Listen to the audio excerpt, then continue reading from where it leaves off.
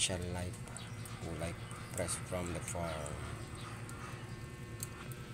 Yan guys, tarongkin saluyot, bulongkin kabatidi. Yan guys ang ating melon for lunch. Yan guys, oh. Fresh na fresh siya.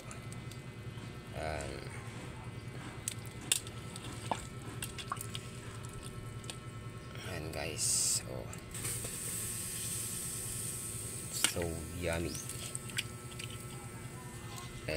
Mawalang ating magic. Yan.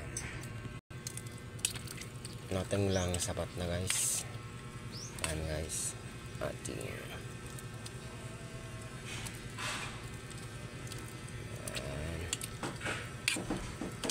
kita mo naman, legit fresh na fresh yan guys.